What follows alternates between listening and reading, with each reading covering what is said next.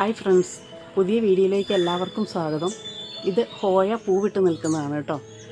ഇതിനെ wax plant എന്നും പറയും.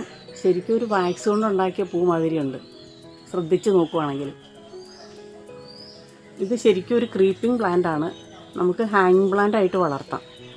ഇത് ഒരു ഹാങ്ങിങ് പ്ലാന്റ് ആയിട്ട് വെച്ചിരുന്നതാണ്. അപ്പോൾ ചെടി കുറേ വലുപ്പം വെച്ചപ്പോൾ അത് തറയിലേക്ക് അങ്ങ് എടുത്തു വെച്ചു. അപ്പോൾ തറയിലൊക്കെ നിറയെ വേര് പിടിച്ചിട്ടുണ്ട്, നിറയെ വേരാണ്.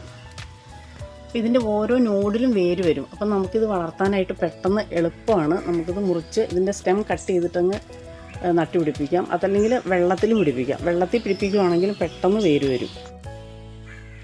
നമ്മൾ നേരത്തെ പറഞ്ഞ മാതിരി തന്നെ ഇതിൻ്റെ പ്രൊപ്പഗേഷൻ എളുപ്പമാണ്. ഇത് കണ്ട വേര് ഇതുപോലെ നല്ല ഹോളുള്ള ചട്ടിയായിരിക്കണം നമ്മൾ തിരഞ്ഞെടുക്കേണ്ടത്. ഓർക്കിഡ് നടുന്നതുമാതിരി നടാം, അതല്ലെങ്കിൽ മണ്ണിൽ നട്ടുപിടിപ്പിക്കാം.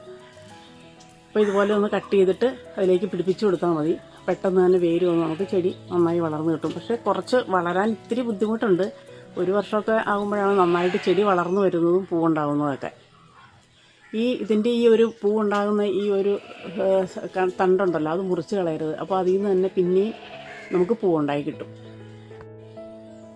ഇതിൻ്റെ വളപ്രയോഗം എന്ന് പറയുന്നത് നമ്മുടെ ഓർക്കിഡിൻ്റെ പോലെ തന്നെയാണ്. വളരാനായിട്ട് NPK-യുടെ 30-10-10 കൊടുക്കാം. അതുപോലെ തന്നെ പൂവിടാനായിട്ട് NPK-യുടെ 19-19-19 കൊടുക്കാവുന്നതാണ്.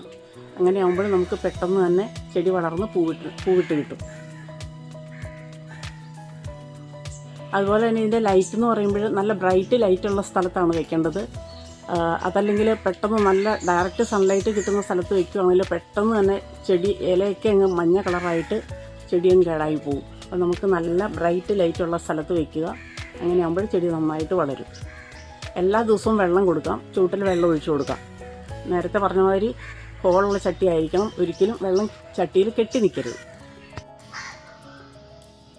അധികം രോഗങ്ങളൊന്നും ഈ ചെടിക്ക് വരില്ല. നമ്മൾ ഇതുവരെയായിട്ടും അങ്ങനെ പെട്ടെന്ന് കേടായിപ്പോയി അതുപോലെ തന്നെ ഫംഗസോ അതല്ലെങ്കിൽ ഇല ഇങ്ങനെ ചീഞ്ഞ് പോകലോ അങ്ങനെയൊന്നും കണ്ടിട്ടില്ല. ഇതിന് വരുന്നത് ഈ വെയിൽ നന്നായിട്ട് കൊള്ളുമ്പോൾ മഞ്ഞ കളറായിട്ട് ഇല കൊഴിഞ്ഞു പോകും. അതുതന്നെയാണ് നമ്മൾ കണ്ടിട്ടുള്ളത്. ചെടിയുടെ ലീഫ് നമുക്ക് നട്ടുപിടിപ്പിക്കാം കേട്ടോ. പക്ഷേ ലീഫൊക്കെ നമുക്ക് നട്ട് വേര് പിടിച്ച് കുറേ നാളാവും ഇതിൻ്റെ തൈ അങ്ങ് ഉണ്ടായി വരാനായിട്ട്. അപ്പോൾ അതിലും നമുക്ക് നല്ലത് ഇതിൻ്റെ സ്റ്റെം കട്ട് ചെയ്തിട്ട് നട്ടുപിടിപ്പിക്കുന്നതാണ്. അതുപോലെ അധികം കീടങ്ങളൊന്നും വരാറില്ല. ഈ വെയിലിൻ്റെ ഒരു പ്രശ്നമാണ് വരുന്നത്. വെയിൽ ഡയറക്റ്റ് ലൈറ്റ് കിട്ടിയാൽ പെട്ടെന്ന് കേടായി പോവും, മഞ്ഞ കളറായിട്ട് നേരത്തെ പറഞ്ഞ മാതിരി. അതല്ലാതെ നമുക്ക് ഫംഗസൊന്നും അങ്ങനെ വന്ന് കണ്ടിട്ടില്ല. അപ്പോൾ ഈ വീഡിയോ നിങ്ങൾക്ക് ഇഷ്ടമായി എന്ന് വിചാരിക്കുന്നു. ഇഷ്ടമായെങ്കിൽ ലൈക്ക് ചെയ്യുക, ഷെയർ ചെയ്യുക. അതുപോലെ തന്നെ സബ്സ്ക്രൈബ് ചെയ്യാതെയാണ് കാണുന്നതെങ്കിൽ ഒന്ന് സബ്സ്ക്രൈബ് ചെയ്യുക. എല്ലാവർക്കും താങ്ക്സ്.